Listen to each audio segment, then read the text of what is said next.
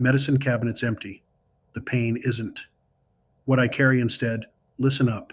The pharmacy's closed. The supply chain's down, and your knee still feels like it's full of broken glass. This isn't a try some turmeric tea video. This is sustainment medicine. The stuff you reach for when the bottle of ibuprofen runs dry and there's no truck coming to restock the shelf.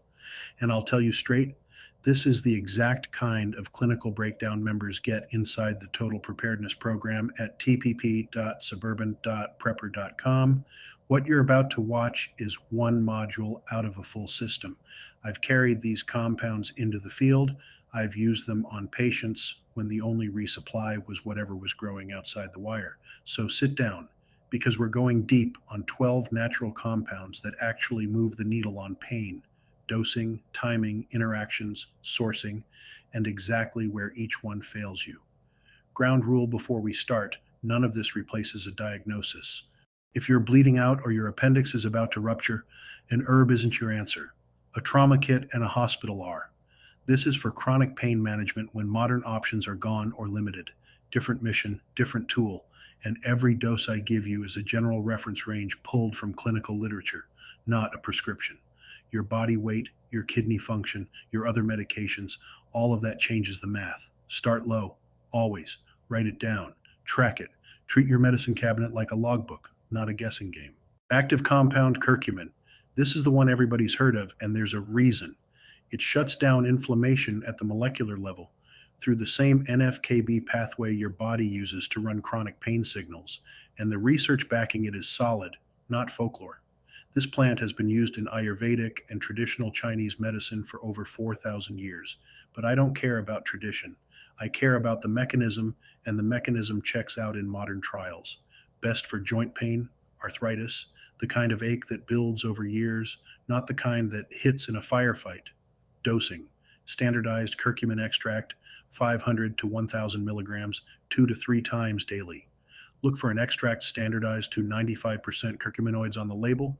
Raw turmeric powder in a capsule won't get you there. You'd need to eat spoonfuls of the spice to hit therapeutic levels.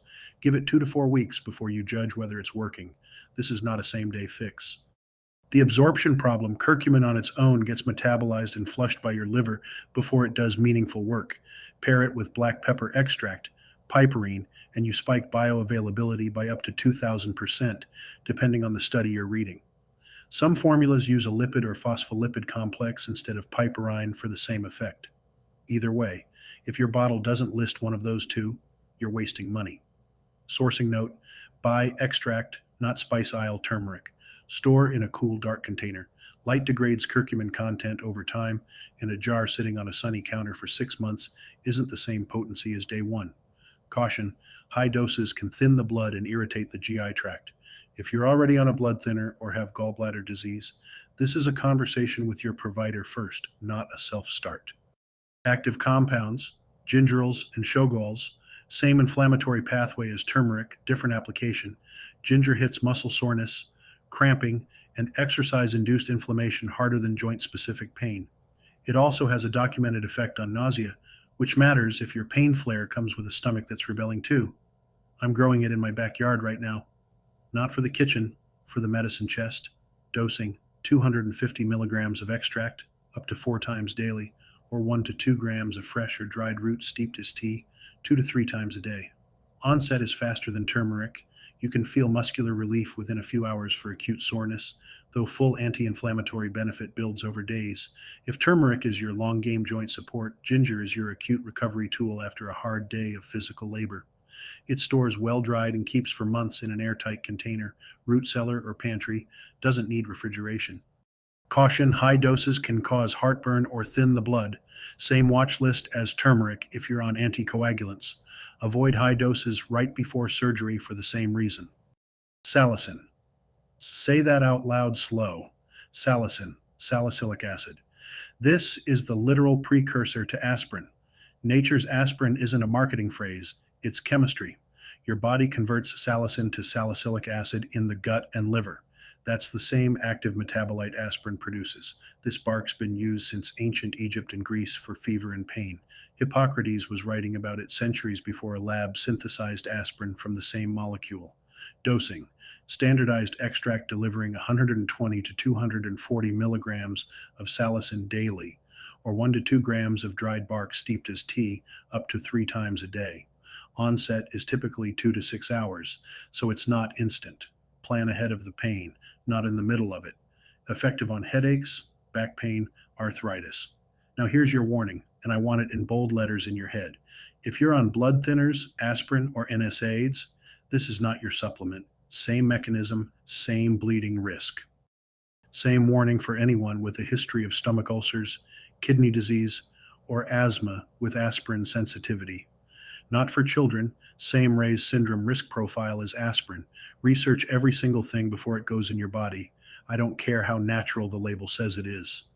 Also called Indian frankincense, boswellic acid is the active compound, and it's built for chronic joint inflammation, the kind that doesn't quit, by blocking a specific inflammatory enzyme, 5-LOX, that turmeric doesn't touch. That makes it a good stack partner, not a redundant one. This resin's been traded and used medicinally across the Middle East and India for thousands of years, harvested by cutting the bark of the Boswellia serrata tree and collecting the hardened sap. Dosing: extract standardized to 30-65% boswellic acids, 300 to 500 milligrams, 2 to 3 times daily. Clinical trials on osteoarthritis show measurable improvement in as little as 7 days, with continued gains out to 8 weeks. Comes in cream or capsule. I only run capsules in my own protocol because topical absorption is inconsistent in the field. You can't verify dosing through skin the way you can with a measured capsule. Generally well tolerated. Mild GI upset is the most common side effect. Straight from hot chili peppers. This one's different. It's not systemic, it's local. Capsaicin depletes substance P, the pain signal chemical in your nerve endings, when applied topically and repeatedly.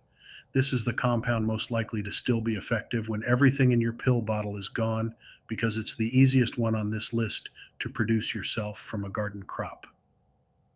Dosing: over-the-counter creams run 0.025% to 0.1% concentration, applied 3 to 4 times daily directly to the affected joint or muscle.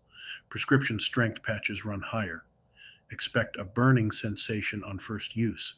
That's the mechanism working, not a reaction, but it does fade with repeated application over 1 to 2 weeks as the nerve endings desensitize. Patches or creams. Hard to capsule. Easy to grow and press into an oil yourself if you're building self-sufficiency into your medicine cabinet. Dry the peppers, infuse them in a neutral carrier oil like olive or grapeseed for several weeks, strain, and you've got a field expedient topical. Wash hands thoroughly after application. This stuff finds your eyes if you don't, and that's a bad afternoon. Nitrile gloves if you're processing peppers in bulk. Here's your combo move. Capsaicin plus turmeric is a 1-2 punch. Capsaicin blocks the signal fast. That's your immediate relief, working within days. Turmeric works the source over time. That's your long game inflammation control, working over weeks. Signal suppression and root cause management stacked. That's how you build a real protocol instead of grabbing one bottle and hoping. Harpagoside is the compound. This is your bone-on-bone tool. Back pain, joint pain, the osteoarthritis stage where cartilage is gone, and you're feeling structure grind on structure. Native to southern Africa, its tuber has been used by traditional healers there for generations before Western researchers isolated the active compound in the 20th century.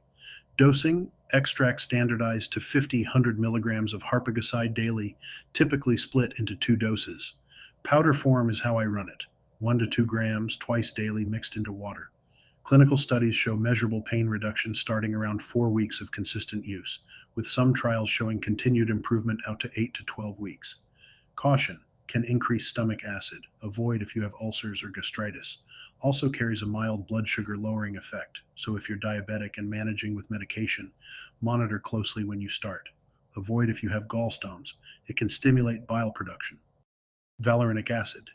This is a sedative, not a painkiller in the direct sense.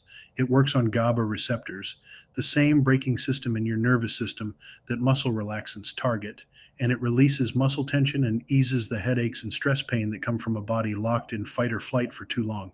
It's been used in European herbal medicine since ancient Greece and Rome, and it saw a resurgence during wartime as a nerve tonic for soldiers under sustained stress, which tells you something about its actual use case. Dosing: 300 to 600 milligrams of extract taken 30 to 60 minutes before the tension or sleep issue peaks. Most people run it in the evening, tablet, capsule, or tea. Don't stack it with alcohol or other sedatives. The drowsiness compounds fast and unpredictably.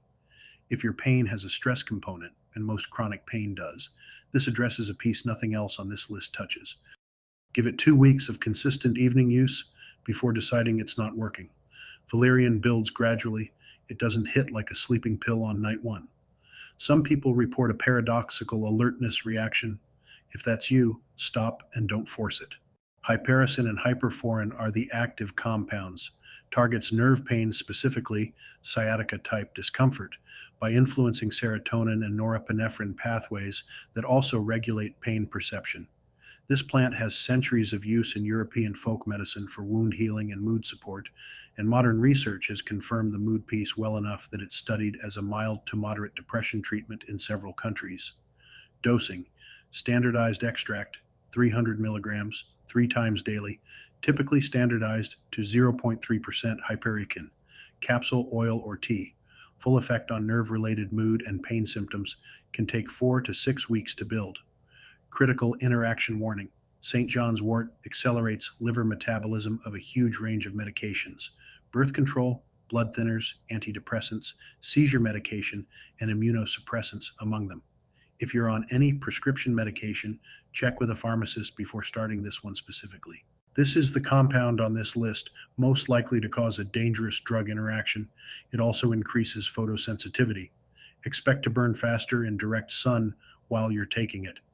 Parthenolide is the active compound. You've heard me mention naturopathics across a dozen videos on this channel. This one keeps showing up because it earns the spot. Addresses inflammation and migraines specifically, working through a different mechanism than the joint pain compounds above. This is for the vascular headache side of the pain equation. It's been used since the days of ancient Greek medicine, specifically for headache and fever, which is where the name comes from. Dosing: 50 to 150 milligrams of standardized extract daily for migraine prevention, or 2 to 3 fresh leaves daily if you're growing your own. This is a preventive tool, not an acute one. It needs weeks to months of daily use to reduce migraine frequency, not something you take when the headache's already hit. Caution: can cause mouth ulcers if chewed raw. Don't combine with blood thinners. Stopping abruptly after long-term use can trigger rebound headaches. Taper off, don't quit cold. Avoid entirely if pregnant. It has documented uterine stimulant effects. Lactuca virosa. It's growing as a weed in my backyard right now. Looks like the lettuce on your salad. Do not eat it like salad. It's bitter for a reason. The milky sap, lactucarium, is where the pain relief compound lives. Historically, it was dried and smoked or brewed as a mild sedative going back to 19th century folk medicine, when it was sometimes called lettuce opium for exactly the effect profile we're talking about here. Dosing: dried extract, 30 to 50 milligrams, or tincture, 1 to 2 milliliters up to 3 times daily. Tea made from dried leaf works too, 1 to 2 teaspoons steeped up to 3 times a day. Onset for the sedative and antispasmodic effect is typically 30 to 45 minutes. People call it opioid lettuce because it mimics opioid effects without the addiction profile of a conventional opioid. Calms restlessness, anxiety, insomnia. Antispasmodic: this is your muscle spasm tool. Caution: can cause drowsiness. Don't combine with alcohol, sedatives, or operate machinery after a dose until you know how your body responds. An enzyme extracted from pineapple stem, not the fruit flesh most people eat. Bromelain works differently than everything else on this list. It's proteolytic, meaning it breaks down proteins involved in the inflammatory cascade, particularly after soft tissue injury. This is your sprain and strain tool, not your chronic arthritis tool. Dosing: 500 to 2,000 milligrams daily, split into 2 to 3 doses, taken on an empty stomach for maximum anti-inflammatory effect. Taken with food, it just helps you digest protein instead of doing systemic work. Best used short term, around 1 to 2 weeks, for acute soft tissue injury, sprained ankle, pulled muscle, post-exertion swelling. Caution. Can increase bleeding risk, same blood thinner warning as half this list. Avoid before any planned procedure. Can cause GI upset at higher doses. Topical only. This is not an oral supplement, and I want that distinction clear. Arnica montana has been used in European folk medicine for centuries, specifically for bruising, sprains, and muscle trauma. The mechanism isn't fully mapped the way curcumin's is, but the clinical evidence for reducing bruising and swelling after blunt trauma is decent enough that I keep it in my own kit.